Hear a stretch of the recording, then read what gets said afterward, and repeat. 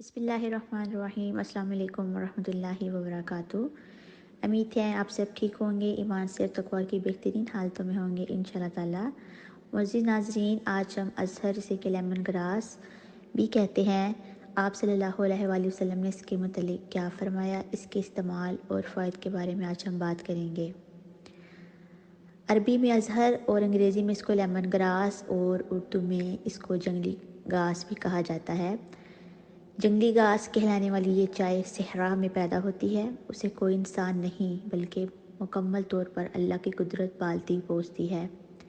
یہ کوئی عام لیمن گراس نہیں بلکہ خاص قسم ہے جو اپنی مرغوب خوشبو اور ہلکے سے ترش ذائقے کی وجہ سے مشہور ہے۔ یہ بدھوں کے ہاں عام طور پر مہمان نوازی کے لیے رواج میں آتی تھی اور اس کی تجارت اور خرید و فروخت مسجد قباء اور جبل احد پر عام ہے۔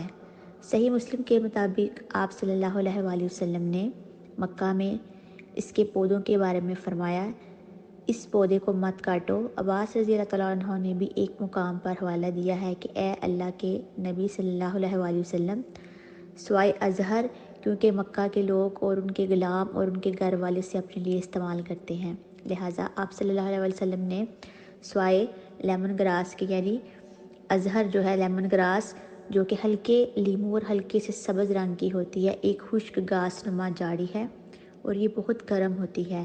یہ ہلکا پھلکا سا ایسا لطیف قہوہ یا چائے بناتی ہے جو خون کو جمنے سے روکتا ہے اور رگوں میں خون کی روانی میں معاون کردار ادا کرتا ہے۔ یہ پیشاب اور ماہواری خون کے بہاؤ میں بھی مددگار ثابت ہوتی ہے۔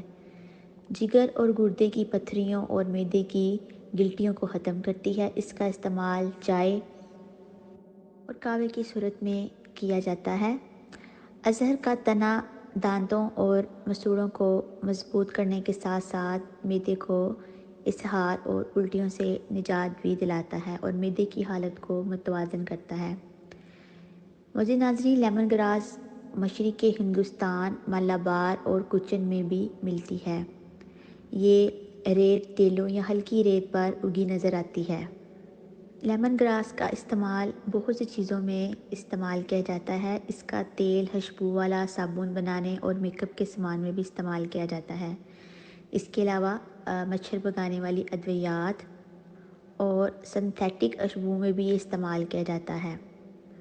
آج کل پاکستان میں بھی صحرائی علاقہ جات میں اسے اگایا جا رہا ہے۔ زیادہ تر اس کے قہوے کو چاق و چوبند ہونے اور موٹاپے کے خاتمے کے لیے سردیوں میں مشروب کے طور پر پیا جاتا ہے۔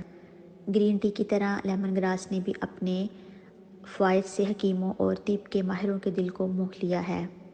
لیمن گراس کا استعمال پیٹ کی بیماریوں کے لیے بھی خاص کر یہ بہت سے نسخوں کا حصہ بن چکی ہے۔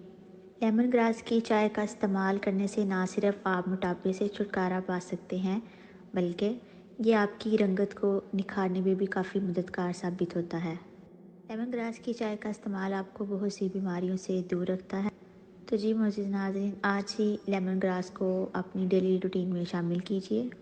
اگر آپ کو آج کی ویڈیو پسند آئی ہو تو اس کو لائک کیجیے اور چینل کو سبسکرائب کیجیے۔ جزاک اللہ خیراً کثیرا۔ السلام علیکم ورحمۃ اللہ وبرکاتہ۔